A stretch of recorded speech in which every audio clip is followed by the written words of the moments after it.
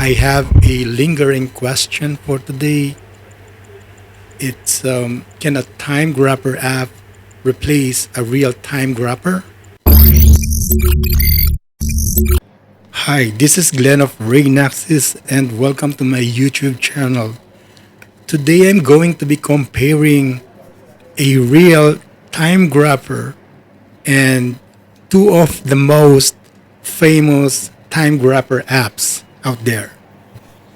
But to enhance the ability of the phone's app to detect tiny vibrations from this pocket watch, I'm going to use a Kuski microphone.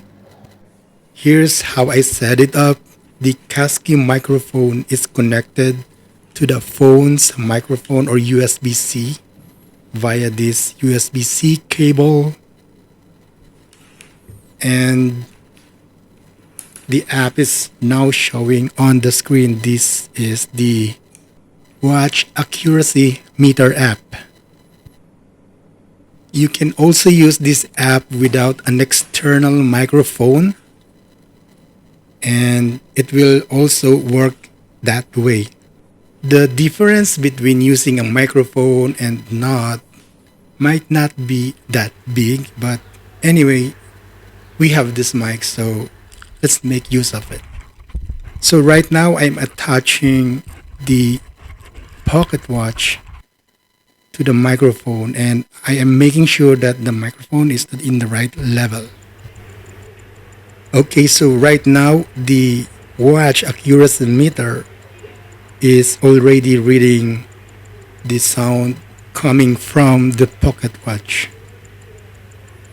And while the app is reading the measurement, you can actually see the values in real time. As we can see here, the beat per hour is 21,600 and the rate is switching from 32 to 33 seconds per day, while the beat error is switching from zero point 0.4 to zero point 0.5 ms, and the amplitude is playing up.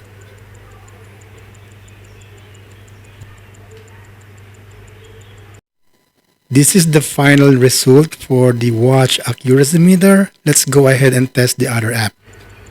Right now we have the Time Grabber app, and it is now currently reading the signal from the microphone as well. And because this is a free Time Grabber app, the free version, it doesn't have the beat error value and the value for the amplitude. Despite that, we can still collect the value for the BPH and the rate. For me, I always look at the rate value, whether my watch is gaining too many seconds a day or is lagging behind. So your watch accuracy will depend on the rate, whether it's gonna be running too fast or running too slow. Anyhow, let's wait for this app to complete its reading, so then we can go ahead and move with testing the actual Weishi 1000 time grabber. The reason why I'm showing you two types of time grabber app is that so you can select which one will work best for you. But for me, I'm actually not using any of this application because I already have the Weishi 1000 time grabber. And here's the final result for the time grabber app. Let's go on with the Weishi time grabber.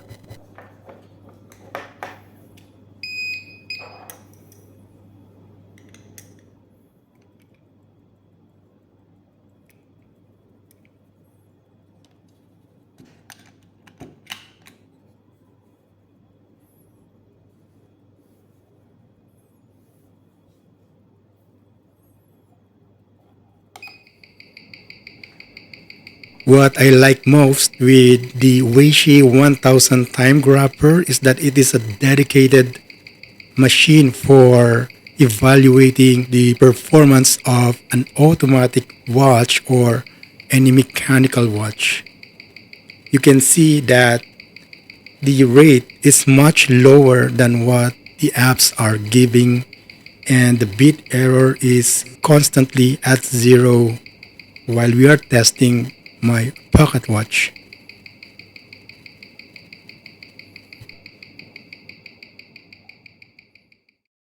Okay, for the final test results, we have the comparison here. First, we have the watch accuracy meter app, and the only issue that I found was that the rate of the seconds per day is too high, while the bit error is zero point 0.3 ms. For the Time Grabber app, the rate is also a bit higher, which is 31.2 seconds per day, and there are no values for the bit error and for the amplitude. While for the Weishi 1000, we can see that the rate per day is around 22 seconds per day, but the bit error is around zero.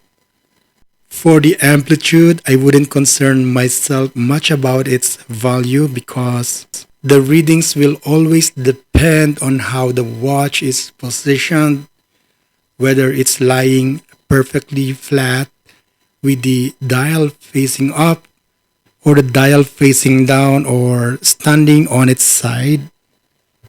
Anyhow, if you wish to see what the tolerable values are, go to the bottom of this list and you can see that the rate or the tolerable rate is around plus or minus 10 to plus or minus 20 seconds per day.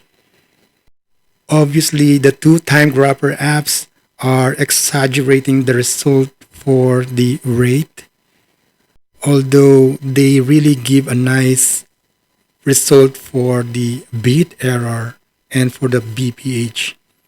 So, can a phone time grabber app replace a Weishi 1000? For most people, yes.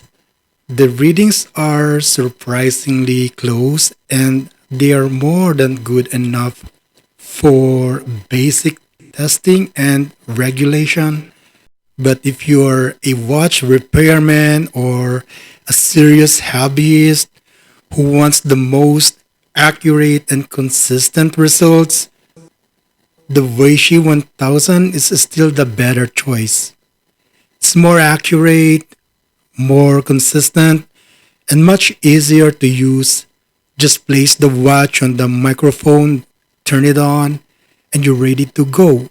With a phone app, you still need to connect a microphone, launch the app, and set everything up before you can start testing. And that's it for today's video. I hope you found it helpful. If you enjoyed it, please give it a like and subscribe for more videos like this.